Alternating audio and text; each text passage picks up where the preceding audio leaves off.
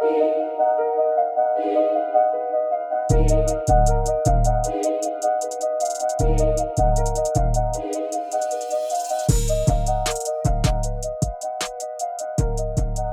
going on, guys? This is KB. It's your boy Playoff. What's going on, y'all?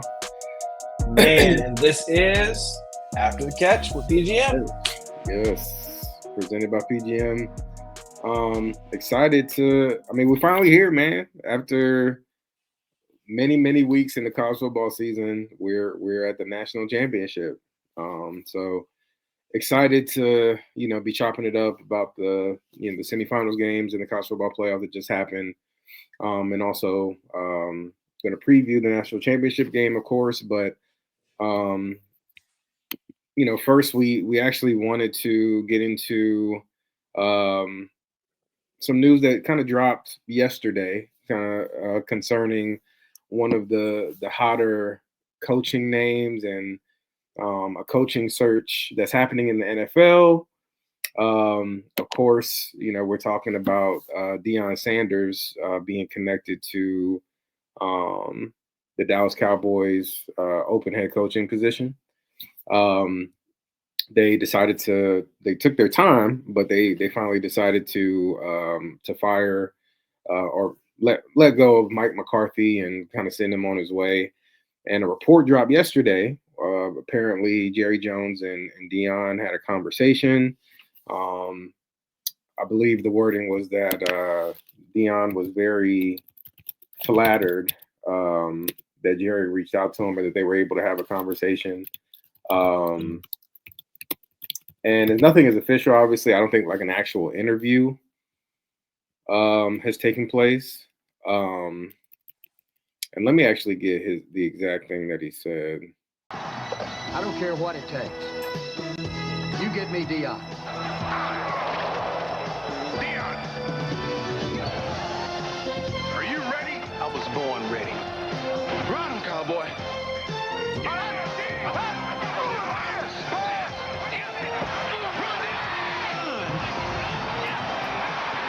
Hot dang, if I had 11 men like that, I could rule the world.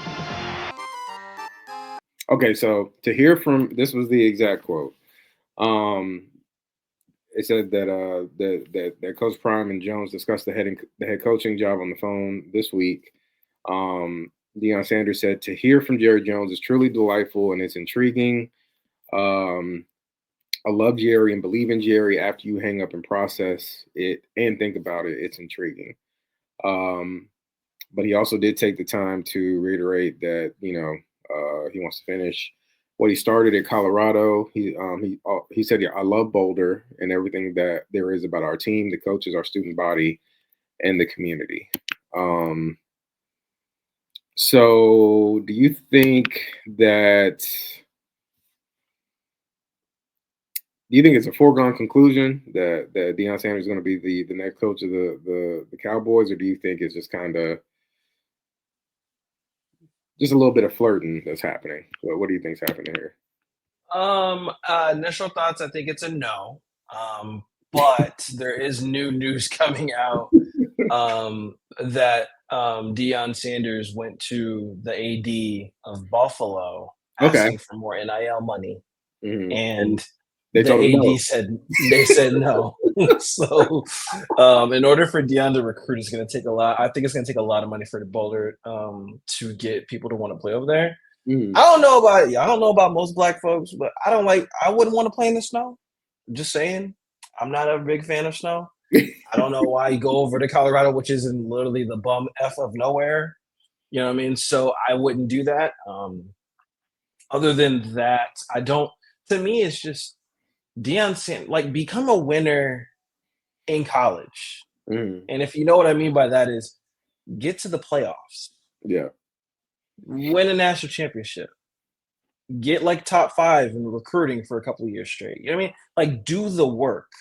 If you only there just for your sons, then say that. But don't give us a BS, you know what I mean? Answers of you said you're there for Boulder and then you just jump and go to the Cowboys. Now, the reason why I say it's as of initial thoughts is a no. I think he might go take that job based on the money he's not getting what he's asking for. Gotcha. You don't give him what he's asking for with Boulder, then he's out of there. And on top of that, you heard of the rumors. He went on that TV show, that talk show. He will decide where his son plays. He Yeah, will step in and say no, which is wild. and don't get me wrong, because I mean, we saw that happen with Eli Manning, where Mhm. the Chargers wanted to draft Eli Manning. They made it very clear to him that he did not want to play for. They were in San Diego at the time. He didn't want to play for the Chargers, and so Phillip Rivers ended up getting drafted by the Chargers, and then Eli Manning ends up with the Giants.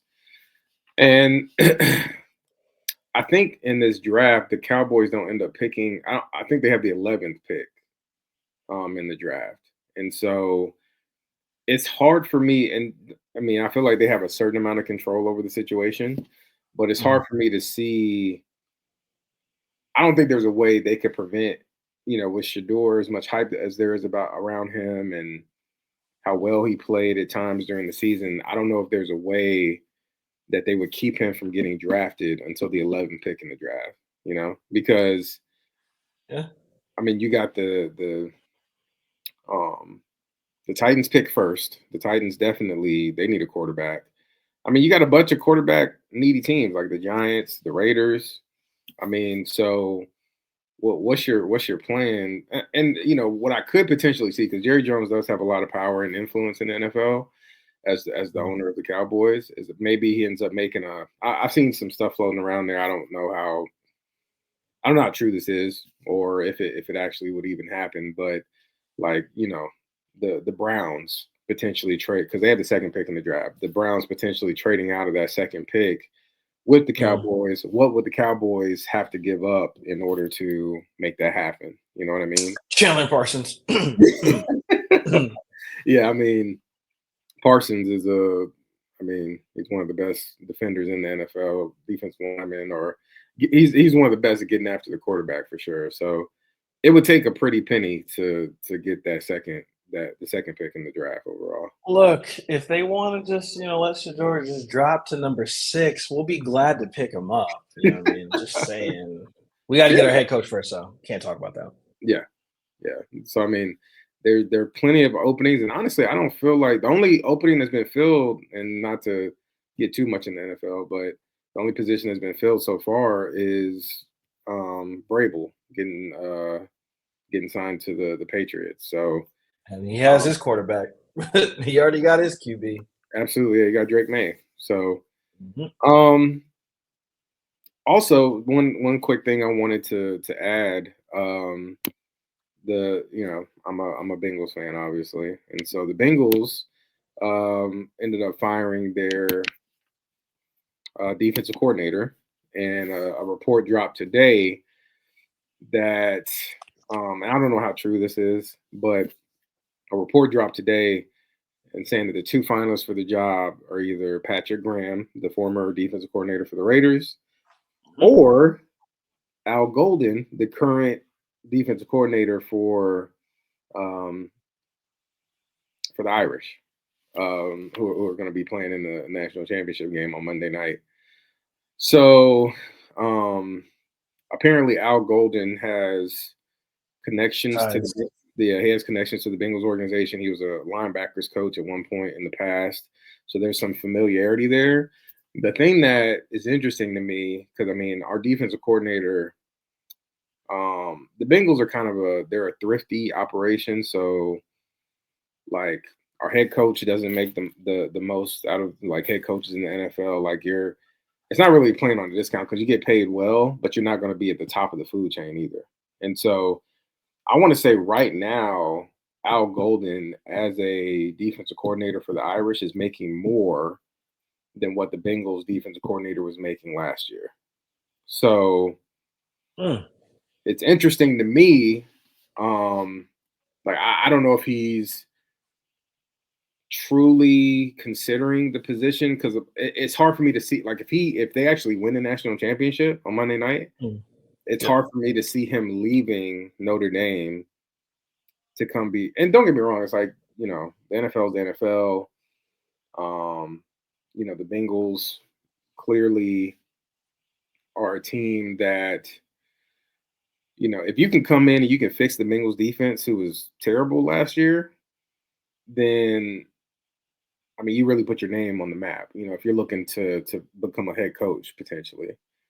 And so I don't know if he's just doing this as like leverage potentially, or because like I said, if they actually win the national championship, he'll probably get a raise, on top of what he's getting paid right now. I mean, he wins the national championship and goes out in glory and goes Exactly, straight yeah. to the NFL. That's a possibility too. I mean, I feel like, and I'm sure Al Golden is. I mean, the Notre Dame defense has been playing at a really, really high level. But Patrick Graham, I feel like he was on. He coached under Bill Belichick, one of the greatest, defensive coaches we've ever seen. Won a Super Bowl, being a part of the defensive staff. And I just really like the job he did. Like the Raiders had a ton of injuries last year on the team, and that Raiders team on the defense, y'all actually played pretty tough. You know what I mean? So I think I'm leaning towards Patrick Graham myself. But I don't know. We'll see how it all shakes out. I just wanted to throw that out there because we were kind of talking about what's been happening with some I of these. hope y'all choose the best one, man.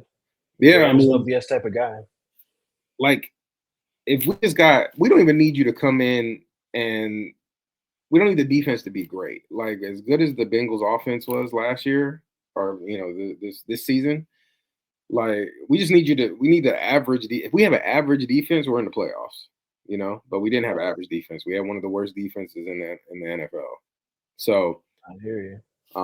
So yeah, we'll see how it all shakes out. But let's get into the scores from the games last week. Let's start with Notre Dame and Penn State. Notre Dame ended up winning that game 27-24. I mean, based on what I saw from this game, and let me get into some of these stats really quickly also. All right, so yeah, Riley Leonard, he threw the ball, or he was 15-23 for 223 yards with 1 touchdown and 2 interceptions. Notre Dame ran the ball pretty well overall. Jeremiah Love led the way with 11 rushes for 46 yards with 1 touchdown. Riley Leonard also had 18 rushes for 35 yards with 1 touchdown.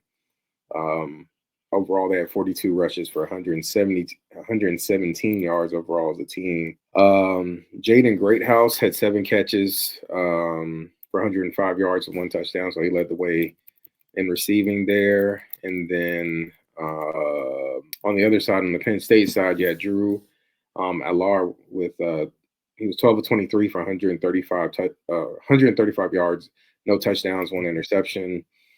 Disappointing. Yeah, definitely disappointing. Penn State rushing the ball. Nicholas Singleton, he ran the ball 15 times for 84 yards with 3 touchdowns. So really, really great game from him. Tyler Warren continued to impress. He was the leading receiver for Penn State, and he has since declared for the draft. He'll probably end up being the first tight end taken off the board, but he had 6 catches for 75 yards. And I think really the story from the game is that you got enough from Notre Dame on the offensive side of the ball to come out on top. And I feel like Drew Alar had there was a lot of buzz around him. And like, if he plays well, maybe he declares for the draft, because maybe he ends up getting drafted in the first round. He just came out and he just laid an egg basically. I mean, even with the drive to win the game, he threw a pick. There's just things you don't do. Things you don't do in the game, and it's you got to take control of it, man. Like it's your wide receivers as a QB. It's embarrassing if your leading receivers only your tight end and your running backs, and your wide receivers get 0 yards. Yeah, that's embarrassing. Yeah, that's embarrassing. Yeah. I mean, now we know why he's decided to go back, because exactly he's clearly not ready for the next level. So ever. Just playing. He's ready. He's just not ready this year. Yeah, he's just not Sorry, ready right sorry. now. But I mean, that Penn State team, kudos to them. Because I actually thought the game, I thought Notre Dame was going to not dominate, but I just thought they were going to win convincingly. Mhm.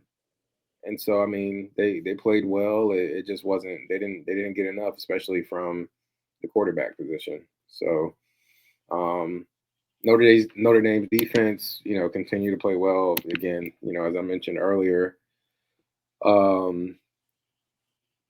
Let's see, they had one interception by Christian Gray. I was trying to see if they had any. Let's see that. I want to say they had two. They had one sack, two tackles for loss in the game. So just really, really solid on the defensive side of the ball. Penn State, they continue to recruit well, so I'm sure they'll be back. I don't know if they'll necessarily make it to the playoff, but I think they'll, Penn State, if their schedule is I as don't know. soft as it was this season, Yeah. then they'll have a shot for sure. But Like I said, I don't understand how Notre Dame can be independent. But yeah, that's just myself. I don't know. I'm trying to they understand. get that But that's preferential cool. treatment, man. The fighting Irish. I don't get it myself, but So weird. they do. The NCAA does need to make them actually like officially join a conference. Like one of the Basketball, lacrosse, they're all ACC. yeah. Why not make the football team? But that doesn't make If sense. anything, I don't know why they would. I don't know why they wouldn't want that. The ACC is soft, like they would automatically be the best program in the ACC, So Yeah. I don't know, but any other thoughts on that game, or do you want to move on to? I think we kind of covered it. I mean, Alar is just, I don't know, though. His build can be a very good QB. How are you 6'4", 6'5", like 230, and dog, like I don't understand. Like his arm, just deep ball accuracy is good. You can't say you don't have wide receivers because they're wide open. You're just not getting to them. So I don't. Yeah. It's very frustrating because he has a lot of potential. So maybe that's why he's staying. Yeah, well, I mean, he's got some. He's gonna have to really kind of lock in, because the opportunity is there. I mean, like you said, he's got the body type that these the NFL organizations are looking for, and so I feel like as long as he can, if he puts out good tape and kind of takes steps in the right direction, then he definitely can be one of the QBs that they're looking at, the next draft, He reminds me of Big Ben so much. Mm. It's just weird. All right. So then we had Ohio State and Texas. The final score in that game was 28-14. The score looks a little bit more lopsided than the game actually was. Texas was driving at the end. Before I get into that, let me get into some scores here. So we had Will Howard from Ohio State, 24 for 33 with 289 yards and one touchdown and one interception. Trevion Henderson had 6 rushes for 42 yards. Quinshon Judkins had 9 rushes for 36 yards with 2 touchdowns.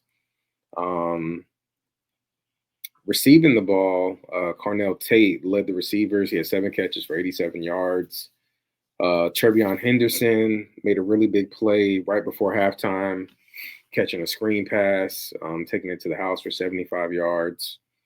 Emeka Egbuka had 5 catches for 51 yards. Let's see.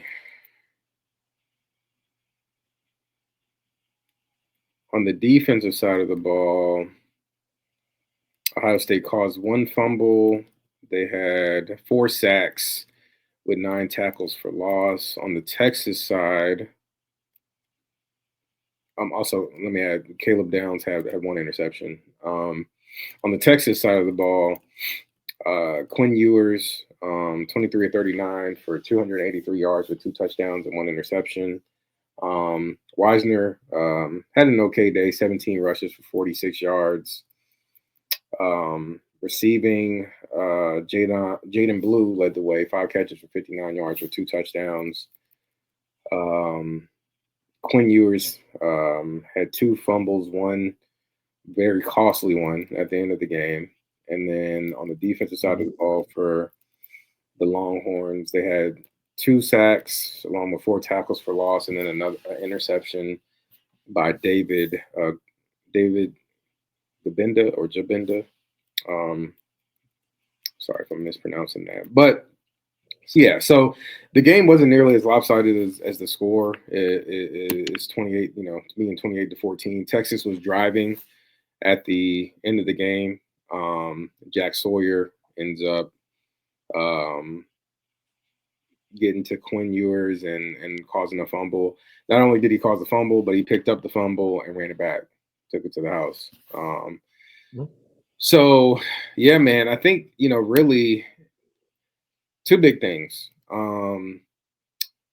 Golden, the wide receiver for Texas, ended up getting hurt in that first half. Never came back into the game. He's their best wide receiver. So I think that was huge for them, losing him. Also, too, I think, and we know a couple of Texas fans, one in particular, and Quinn Ewers just wasn't. I don't know. He just didn't really seem comfortable in the pocket. Like he, I don't know. I felt like every time Ohio State was rushing him, like I felt like he was almost running or walking into the sacks. Like he would see the pressure coming at him, and then like instead of trying to evade the sack, he would just walk right into it, which that caught me off guard. And I don't know, it just wasn't really a good game from him. I saw, people kind of campaigning for Arch for them to put in Arch Manning. Yeah, which is ridiculous, but okay.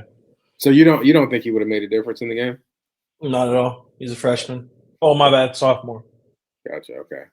He wouldn't have made a difference to me. He needs, if you're gonna start Arch Manning, you might as well start in the beginning of the season. Like, why do it now? Desperation of winning now? Then it's gonna be a whole entire conspiracy. Why isn't you should be starting Quinn? What's it called? If they win the game, then it's gonna be the whole entire conspiracy. He should be starting the national championship.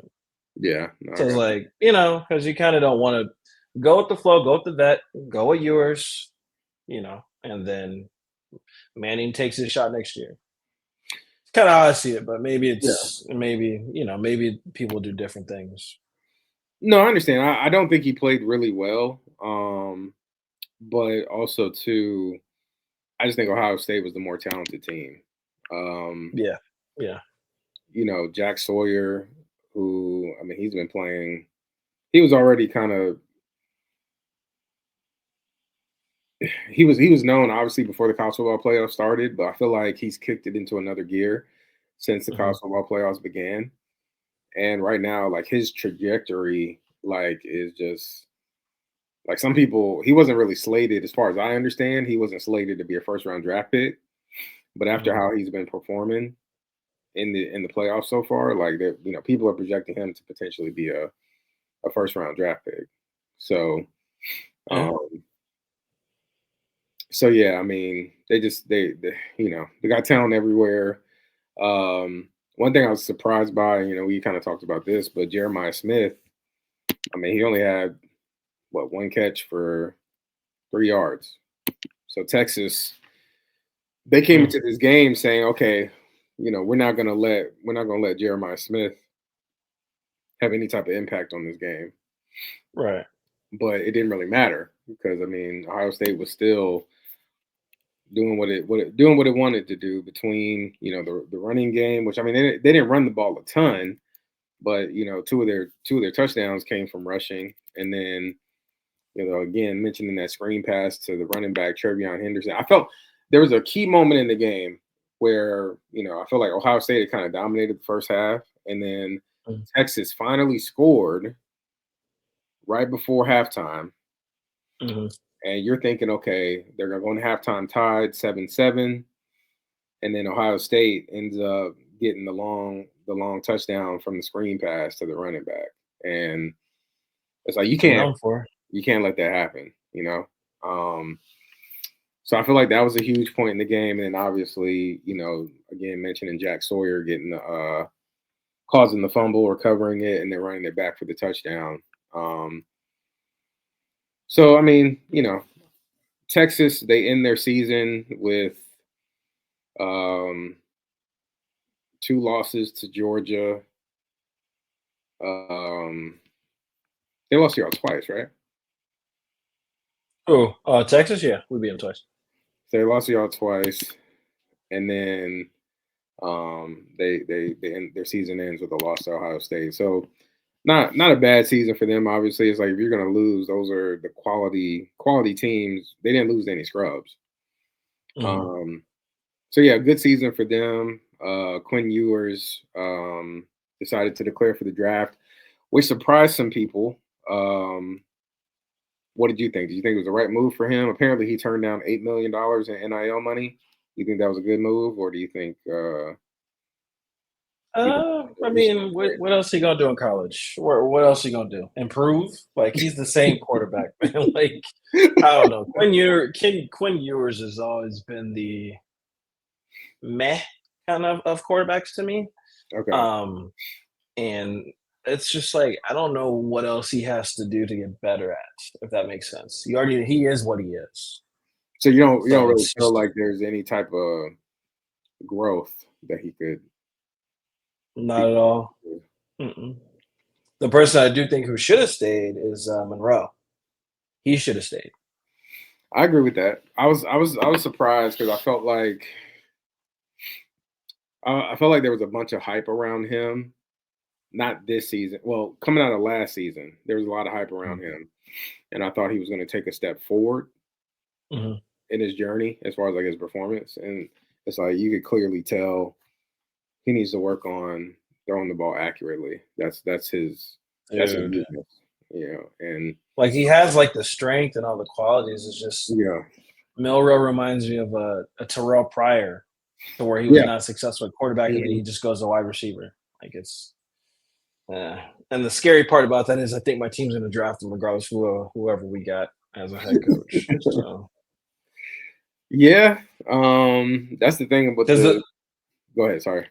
No, I'm saying because they're going to compare him to who, and he plays in Baltimore, and I'm like, no, the difference between them two is did Milroe win the? He didn't win the Heisman, did he? It's night and day. Who? Did the Milroe didn't win a Heisman, right? Or did he? No, he didn't. No, he didn't win a Heisman. So no, he didn't. They're going to compare him to DeMar Jackson, and whoever team gets them, they're going to hope, just like they're hoping about Anthony Richardson of being a QB.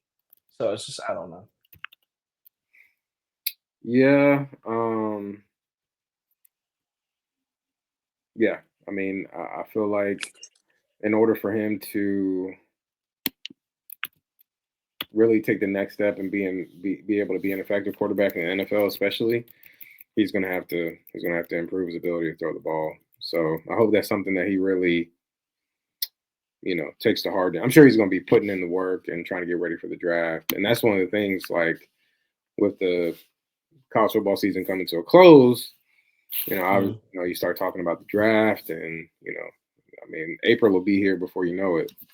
So a lot of players going to be putting. I just need Ben Johnson to either win the Super Bowl or get knocked the fuck out.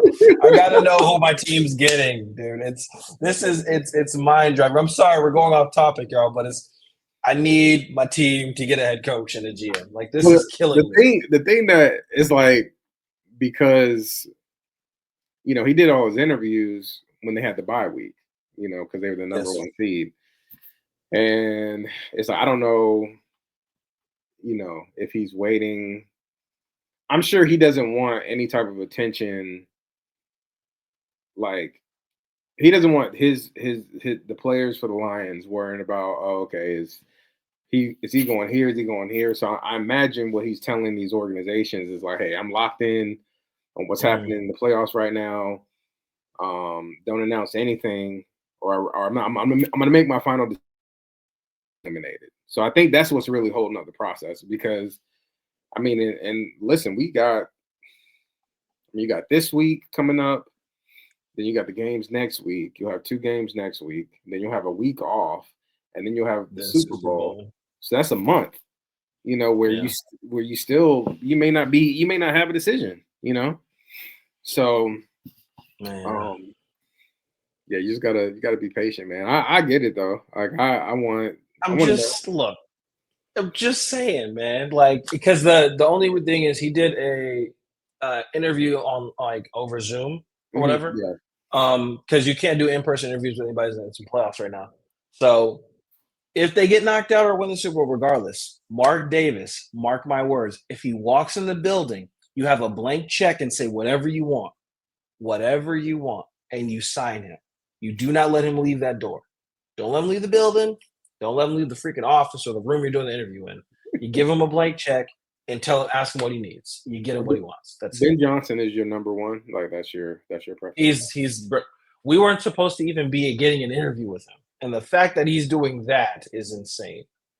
Gotcha. Because I think a lot of people don't look at it look at the little nuggets out there. Mm-hmm. Like everybody's saying, oh, he should go play for Caleb Williams or play with Caleb Williams and them. He should go to Jaguars. The thing that they're not looking at is this. We're the only organization that has no head coach or GM. So whoever's the head coach that we hire will get a choice on who will be the GM. Because they work hand in hand. Sure, no, so it's just like that's kind of what we're offering. And we have the second most salary cap in the league. So it's like you can form your own team too. So it's whatever you want to do. And this is me saying this, and I'm a Raiders fan.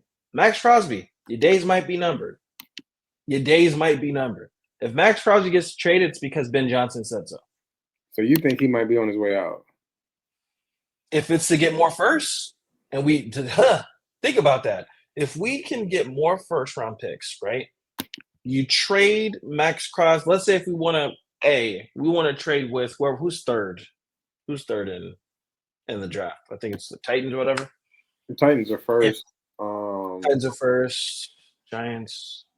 No. Hold on. Let me see. Because it's like whoever you want to trade with. I think we'd trade to like 4. Try to move up 2 spots. So it's Titans, Browns, Giants. That's who it is right now. Yeah, whoever's in the 4th spot, we would definitely try to trade with them and get that. Patriots. That's who's number 4 right now. See? Trade Max Crosby to the Patriots. Go ahead and take your ass to Boston. He's from Michigan, whatever. Go back home, get a first, get up there, get Shador, get Cam Ward, whoever you need, and then all those other firsts and all those other picks you got, then you start drafting for need. You know what I mean? Not trying to talk draft there, but I'm just saying I got you. Yeah. What you typically would do. Because if you want a fresh start, you got to get a fresh start. Like Max Crosby said he doesn't want a rebuilding team. I don't know what Ben Johnson wants. I don't. Well, I need the Bengals to get active because I do. Me too. Dude, I want to see both our team organizations want to be back on top. You got one of the best wide receivers to ever play the game. You just need Joe Burrow. Just has to get his head out of his ass. I'm sorry. You got to do something, man. What you mean by that? Just like ever since he's like they eliminated the Chiefs. It's like they haven't been getting back to being that like dominant team. You know what I mean? It's always been up and down with him. It's never been consistent. Yeah, I think especially this year, I think it's like, and the strength of the Bengals has always been, well, I'll say for the last 3 to 4 years has been on the offensive side of the ball. The defense was kind of known as they weren't like a dominant unit, but they were opportunistic. So you could count on them to create like a timely turnover in a clutch moment. And you know, it was unfortunate last year. He had the wrist injury, and so it's like he was out the majority of the season. And you're just hoping he can come back and still look like Joe Burrow, which he did.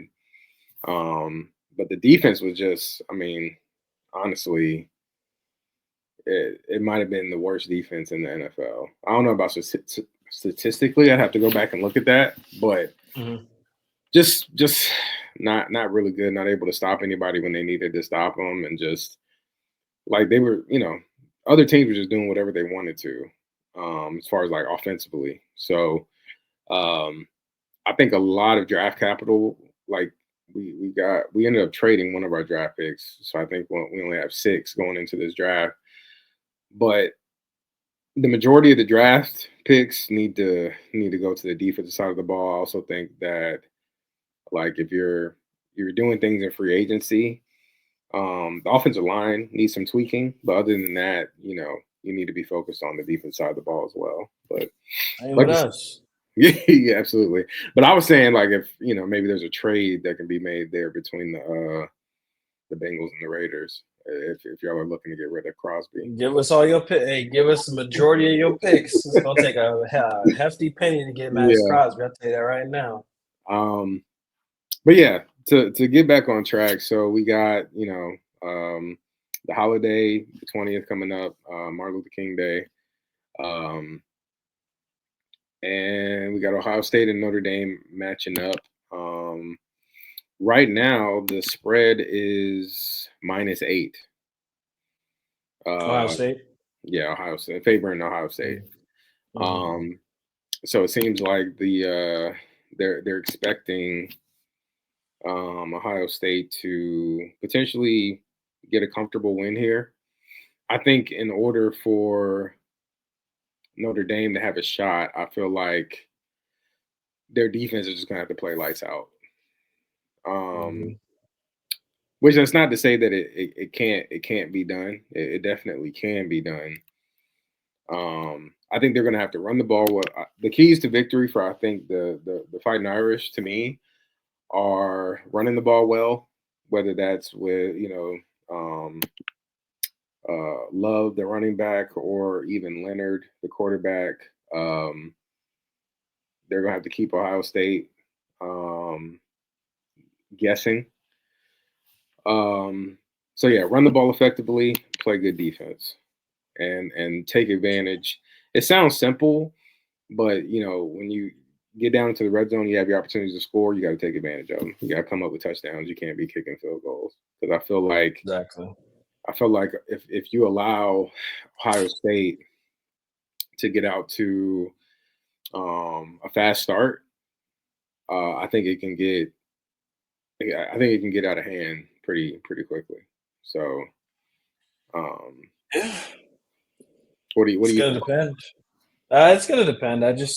For me, it's just Leonard Riley, or was it Riley Leonard? I don't know. I can't Riley say his Leonard. name. Riley Leonard. He needs to watch his blind. Yeah, he needs to have somebody watch his blind side, because he be scaring me when he drop back, because he ain't never played against an actual good defensive line that can literally like rush. And when he did, he was sacked 4 times against Penn State.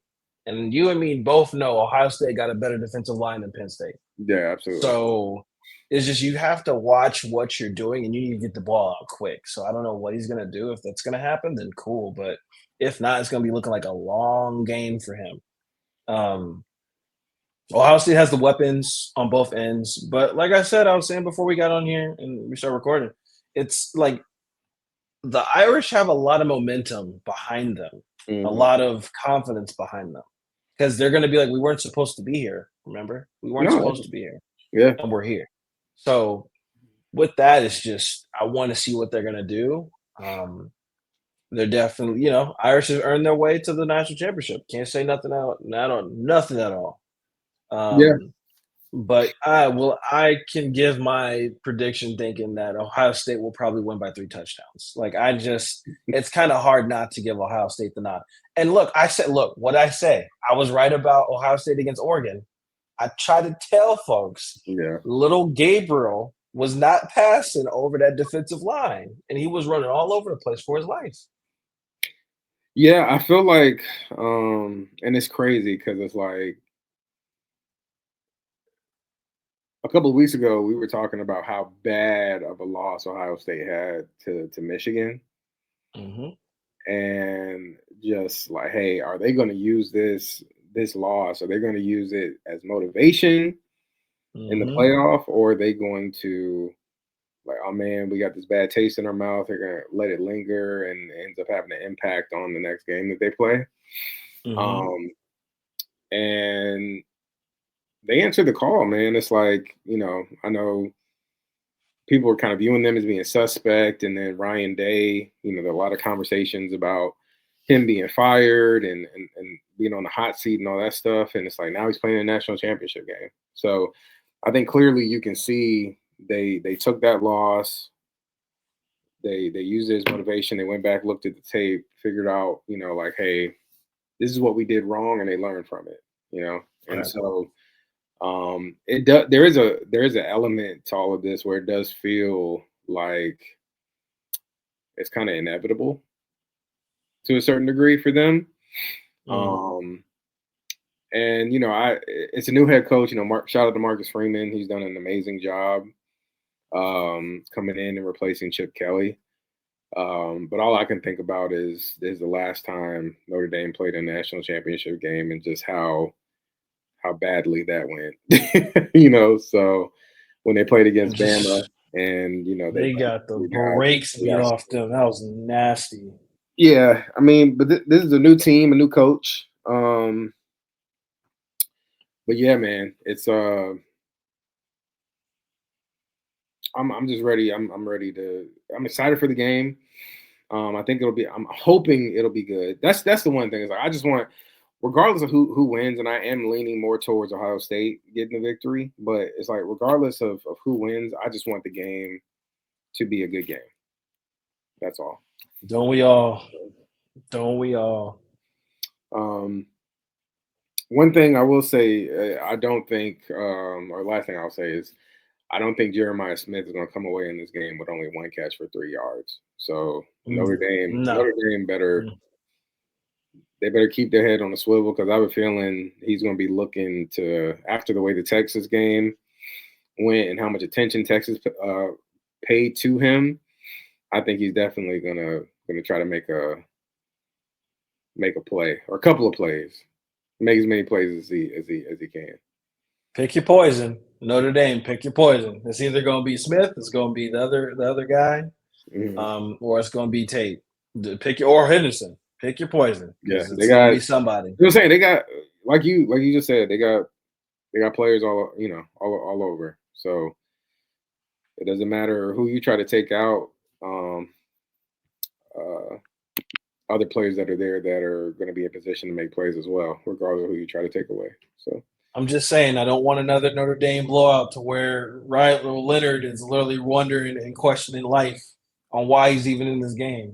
That's all I'm saying. yeah, keep your So, head on the swivel. Watch out for 33, Jack Sawyer, because he. bruh, their defensive line, they got the what's it called, the safety, the free safety blitzes. I don't know, man. I don't know. Well, so yeah, man. The college football season officially will be ending on Monday night. Game starts at, let's see what time the game starts. 7:30 p.m. So 4:30 your time, KB. So everybody will be able to get in the bed early. It won't be ending around midnight, thankfully. Be ready. Yeah, but that pretty much wraps it up as far as the topics that we were gonna that we came to talk about. Was there anything else you wanted to touch on before we call the episode? I just hope for a good playoffs. You know what it is. You know what it's coming down to. Is it Ravens against the Chiefs? No, it is Josh Allen versus Lamar. So you got Baltimore going to Buffalo. Even better. Yeah, and then on the other side you got Chiefs and Houston, the Chiefs, Kansas City Chiefs with Houston Texans. Wouldn't that be nice if the Houston Texans could knock out the Chiefs? Man. Nice. And then on the NFC side, you got the Rams going to Philadelphia, and then you got Washington, the Commanders, going to Detroit. Wow. I don't know why I thought it was Lions against the Eagles, but that'd probably be lopsided. Yeah, that'll be if assuming they both win their games, that'll be the conference championship. That'll be the game that decides who goes to the Super Bowl for the NFC. Can Daniels drop the Eagles? I mean, That'd be historic for a rookie. No. Daniels is playing the Lions, so. Yeah. So the Rams are going to the Rams are playing the Eagles. Gotcha. But I mean, stranger things have happened. And think about Detroit. Detroit plays in a dome, so you don't have to worry about no snow, no weather. And Jaden Daniels is athletic, so I mean, if you allow him to get out of the pocket and he can use his legs, he's dangerous for sure. I mean, he's. Oh yeah, Detroit lost a lot of their defensive weapons too. Yeah. So wow, it'll be interesting. I think a lot of people are expecting it to be like a blowout, but I think it'll be closer than people expect it to be.